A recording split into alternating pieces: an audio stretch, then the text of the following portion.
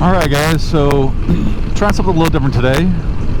Gonna do a vlog, but instead of just doing a normal vlog, it's gonna be a moto vlog. It's not gonna be so much about motorcycles or anything of the sort. It's still gonna be all FPV related, but I figured, let's knock out two birds with one stone. So right now I'm on my way to my typical fly park spot to work out my IGAO week 11 challenge. I'm really excited about this one. It's trippy spins or inverted yaw spin, however you want to look at it. If you hate Drew Camden and Rotor Riot, then you're probably going to call it a inverted yaw spin. If you like Rotor Riot or don't hate them, you'll probably call it a trippy spin. There's obviously a little there's always a lot of animosity when it comes to Rotor Riot and Drew and all that stuff, but I headed out to my fly spot with a couple micros, all 1S. I've got a Mobulus 6 race with a 25,000 kV motors on it. That's pretty much bone stock, except for it's in a Meteor 65 frame. And then I've got my custom built 1S HD board hauler, which is mostly a Mobulus 6 HD, gutted with new motors, new frame, on a 75mm beta FPV frame. Other than that, it's pretty much stock. I know that's the gist of all of that anyways. I'm really hoping this turns out well. The audio, I'm not really sure about. I just kind of scabbed this together last minute. Should be different. So down there in the comments, if you like this, hey, go ahead and leave a thumbs up. Let me know you like this. If you don't like it, you can thumbs down if you want, but if you do that, please let me know why you don't like this. If the audio is horrible, and still understandable, I'll probably still, there's a Busa boy, I'll probably still post it, but there's always improvements to be made. I'm in southern Alabama, so things are pretty darn flat around here. This is probably the most scenic road that I typically go up and down. I come here every once in a while to this little park. It's called Lumcumbest Park. It's in Mississippi. If you guys are in the area, hey, let me know. We might try to do a meetup. Try to meet some of the guys in the area. I'm in Mobile, Alabama. The weather's turning really nice out. It's getting into the fall. It's tolerable outside. I'm a Michigan boy through and through. I can't stand the heat. I definitely prefer the colder weather. Snow or whatnot, I don't really care. I don't do any snow sports, but I definitely prefer the spring, summer, and fall that you get while having to deal with wintertime. For me, it's a decent trade-off. So if you caught my live stream last weekend, I was having issues with my Flight 1 build of a Mamba F411 AIO. I think the problem is me. I accidentally purchased the Maytech F411 license when I registered it. So Flight 1, if you don't know, it's their entire own ecosystem, kind of like KISS is their own stuff, and Betaflight, iNav, Clearflight is their own. When you connect it to the computer, it looks for your serial number on your board, and then it updates the bootloader on your board. Unfortunately, it's been flashing a Maytech bootloader, and I think that is entirely my issue, and it seems to be that Raceflight has confirmed that. Their customer service is, I don't know, I mean, it's my fault that I'm in this situation, but their customer service kind of sucks.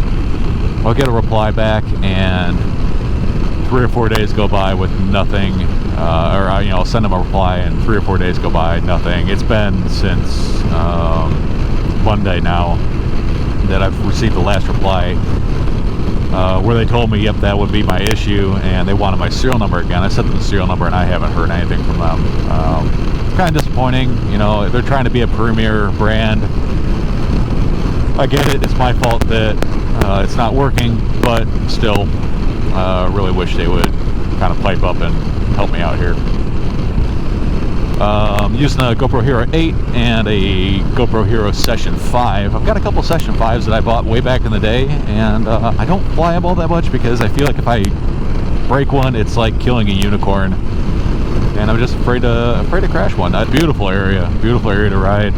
I'm riding a 09 BMW GS 1200R. It's not my normal bike. This is my wife's bike.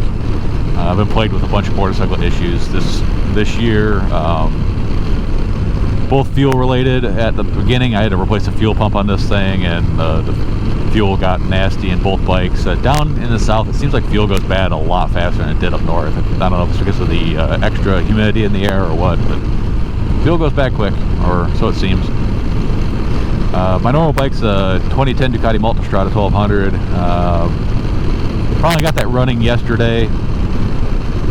Well, it's fuel issues, and on the way home last night at about 9 in the afternoon, my voltage regulator died, so that was a sketchy ride, riding home with no headlights. I had just like the little LED beam that's kind of in front of the headlight going, so you know, I made it home, no problem, but like my dash backlight died, and I couldn't tell how fast I was going, so I just kind of went what felt right. Every once in a while I'd catch a glimpse if the light was right from the moon, and probably cruising a little bit above the speed limit, but you know, whatever. Everything worked on the bike except for the lights, so wasn't too concerned. But all easy fix. Got a new bag today that I'm testing out. It's by Torval, so it's going to be very well built, and it's going to be unfortunately very expensive. It's the Torval quad stop bag, so it's like their little it's a small bag, big enough to fit like your transmitter, your goggles, maybe 1 or 2 quads if you're really trying, like 5-inch quads, and a couple batteries, little things like that, some tools. It's a very nice bag. It comes with a rain shell and everything. It's the typical Torval black and green, which I do kind of like, but it's a little smaller. It's good for little trips like this where I'm just heading out to the park. I don't want to carry the big backpack, and I don't want to just have stuff flopping around in the saddlebags on the bike. The way they show it, they want you to put the goggles in the case on the outside and the radio attached to another case attached to the outside, but I'm flying the Tango 2 and my Orcas, and those fit directly inside the bag, and I'm only flying micros, so I just put a couple micros in the little pouch on the inside and just throw some batteries in. And I bring any tools. If I break something, I break something. It's, you know, it'll just be the end of the day for that quad. I'm not super committed to flying this spot. Oh, I hate how the turn signals work on BMWs. I absolutely hate it. If this place looks familiar, it's where I've done a couple other iGow videos. It's like a micro paradise. There's just a little bit of everything here. And if you have a dog, there's a dog agility park too, which I didn't realize was here until just a couple days ago. Kind of a nice little place. It's always dead here. It's always dead, except for on holidays. You get everybody out here doing their little cookout thing. Unfortunately, I'm not going to do anything super creative for the iGow video. Going to do the inverted yaw spin around a light tower, just like I think probably everybody else is going to do. But I'm pressed for time. Super busy throughout the week with work, kid, family, all that stuff. Broken vehicles all the time. So I'm just going to knock it out and move on. Hopefully don't get a letter. I don't think there's really ever been anybody back here. Maybe once in a while a family will come out here and play at the park, but these light towers are perfect for the iGow. Alright, well, we'll see you on the backside. A few moments later.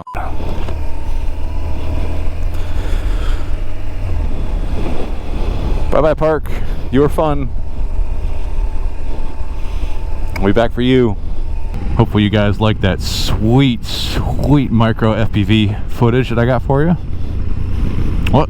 Oh, what? I didn't show any? Why is that? Here's why. So I go to get my bag out, got everything set up, took a couple pictures for the gram because that's kind of what you gotta do nowadays. Go to pull my little Orca battery out of the side pocket, and the frickin' lead pulls right out of the damn thing. I mean, like, clear material failure between where the lead goes through the clamshell. There's really no retention on it other than the clamshell clamping down on it. And my guess is that that is too much force for that particular grade of wire. And that's where it failed. It's probably been failing for a while now. Just that last little tiny tug is what did it in. So I got approximately 0 flying done. Kind of salty about it. Oh well. There's always next time. It's not the end of the world, not a big deal. It is unfortunately Thursday, and this video's got to be up by Friday, so that leaves me exactly tomorrow to film it, cut it, edit it, upload it. I've never not put in an iGout video. I've never gotten a letter because I didn't submit a video. I've gotten a letter for not following directions.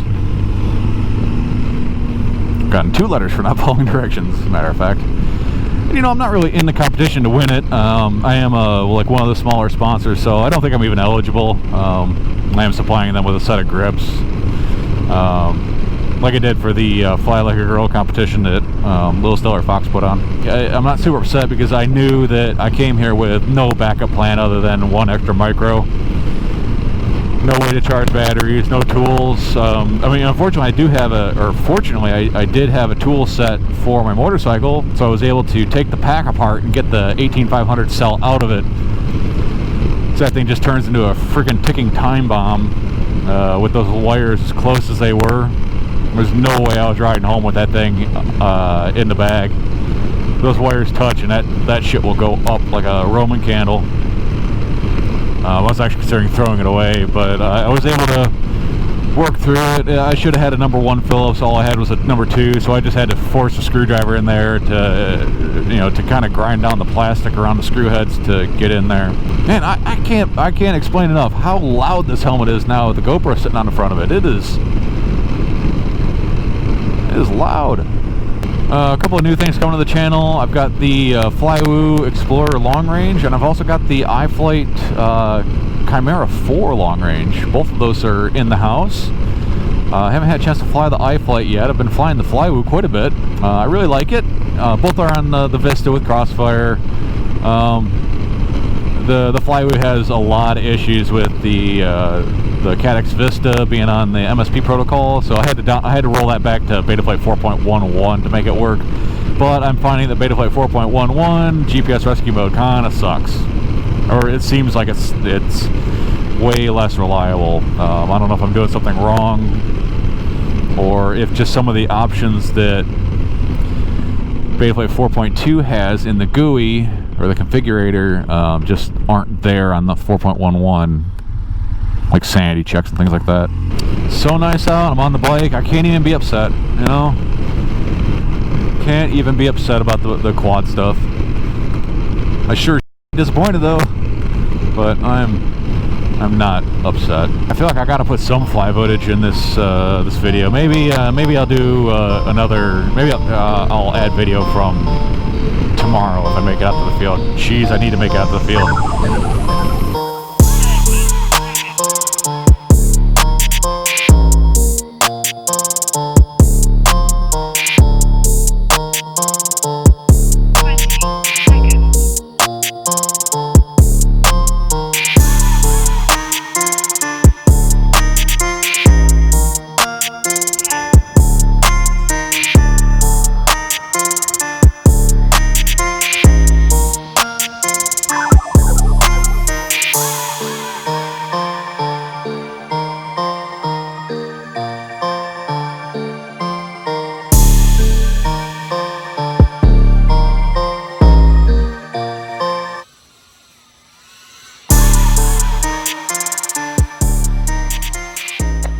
Oh, I know why it's so much louder. I forgot to put my freaking earplugs in.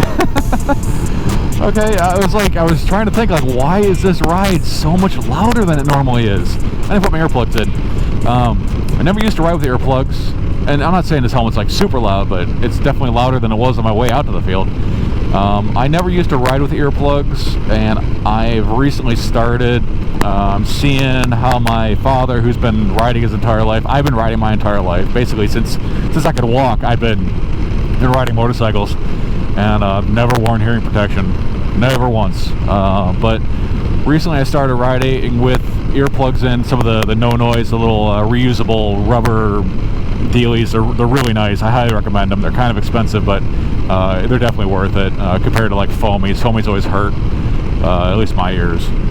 But like, you know, talking to my dad, I'm starting to notice that he does have some hearing damage. You know, I gotta speak louder. He's got to be looking at you when you talk to him. definitely have to speak up, repeat yourself a bunch of times. And he's also noticed that his friends that have been riding their entire lives are now getting hearing aids or like really hard of hearing. So it's really got me thinking about hearing protection and what we got going on here.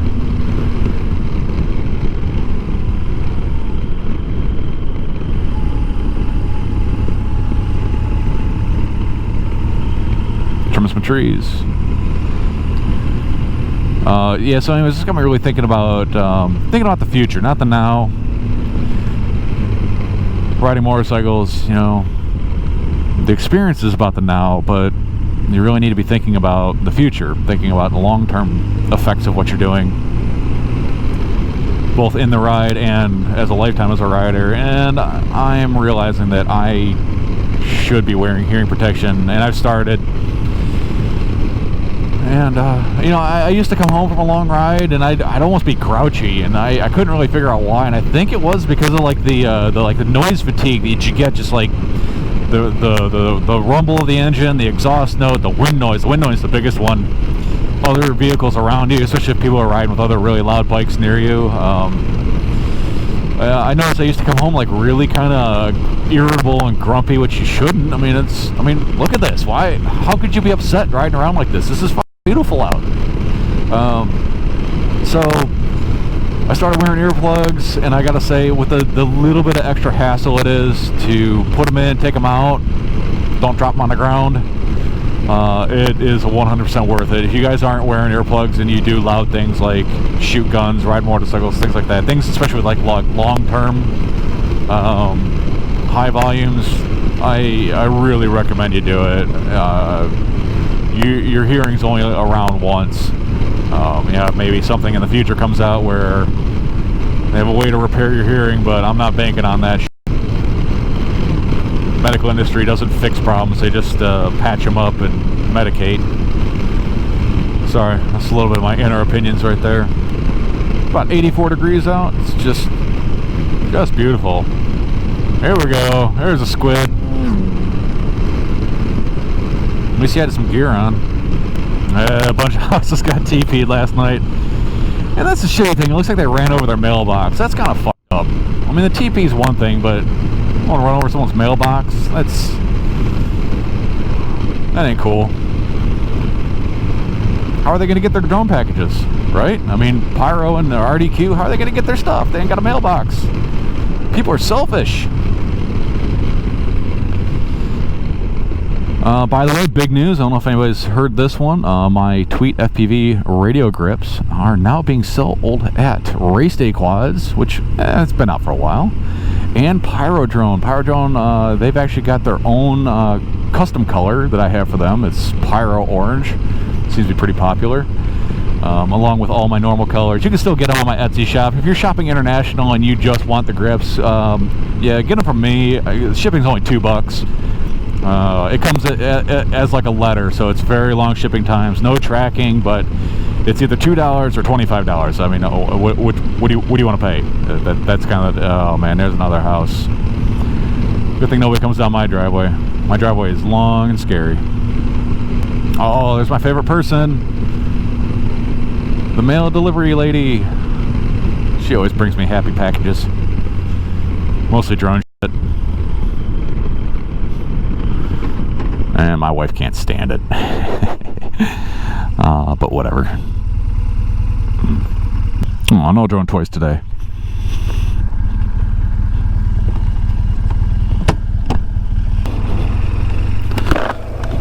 So if any of you guys want to send me anything, you want to send me some products to look at, you want to send me a thank you letter, whatever you want to do, go ahead, hit that email down there in the About section. It's my business contact. It's tweetfpv@gmail.com. Let me know. Please like and subscribe. If you need tech help or you just want to chat, you want one of your videos shown on my live stream, head over to my Discord. It's a pretty active community. It's a lot of troubleshooting, a lot of friendly people there, a lot of knowledgeable people, not just myself. And all we want to do is have fun, enjoy the hobby, and get you guys going. You know, that's the whole name of the game. Oh, she did bring goodies. All right, folks, like, subscribe. Thanks for stopping by. Hope you like this moto vlog thing. If you didn't, please, let me know. Let me know what you'd like me to do different.